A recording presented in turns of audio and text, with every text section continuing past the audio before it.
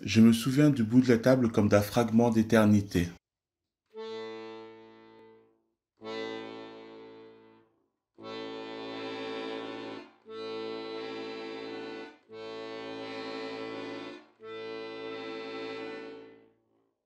C'est Noël, j'ai 4 ans, je suis le plus jeune de la famille. À l'autre bout, en face de moi, mon arrière-grand-mère est figée. Elle n'entend plus que des yeux et semble sourire sans béquille. Entre elle et moi, il y a des grands. Elle continue d'appeler les jeunes. Ils parlent vite, ils parlent fort. Je ne comprends pas tout ce qu'ils se disent. Tonton Daniel a l'air d'être drôle. Il fait des blagues quand on déjeune. Vous devriez le voir comme il est fier. Comme sa femme rit à ses bêtises.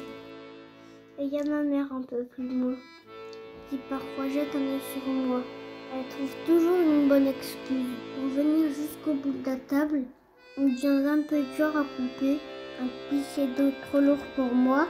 À cette époque, j'étais un roi, assis sur un trône éjectable.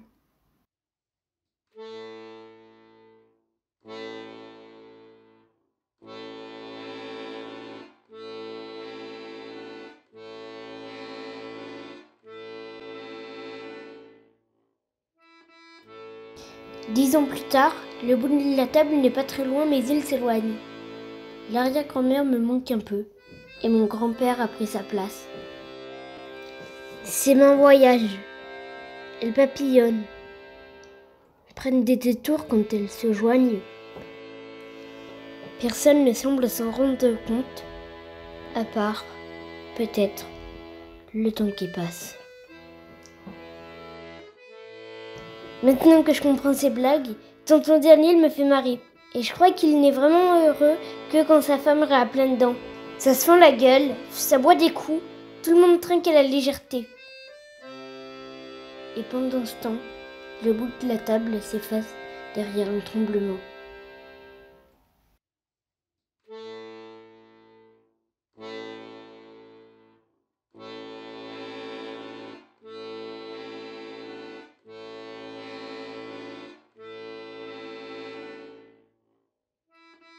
Et le temps passe. J'ai 35 ans. Mon fils a pris la place du roi. En face de lui, je vois sa grand-mère faire de ma mère une vieille dame. Mais c'est la vie, comme dit Daniel. Il faut garder le sens de la joie. Pourtant, parfois, l'humour d'un homme ne dure que le temps d'un rire de femme. J'ai 60 ans.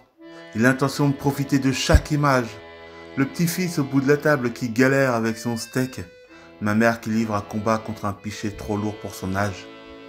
Il y a le bout de la table qui m'attend. Mais je n'ai plus peur de me battre avec. Je me souvenais bien de cette place. Comme d'un fragment d'éternité. Je suis le plus vieux, mais qu'importe l'âge, j'y suis bien. C'est Noël. À l'autre bout, en face de moi, un petit garçon semble très Intrigué par mes mains qui voyagent malgré elles. Entre nous deux, il y a les jeunes qui parlent fort. qui parlent entre eux. Il y a un petit neveu qui a l'air d'être drôle. Il fait marrer toute la famille. Ce brouhaha d'éclats de rire que je n'entends plus qu'avec les yeux, je vais continuer d'en profiter. Et je vais sourire sans béquille. Ça fait 10 ans que je m'assois ici. Et je me sens bien à chaque Noël. Je crois que j'ai passé toute ma vie à jouer aux chaises infidèles.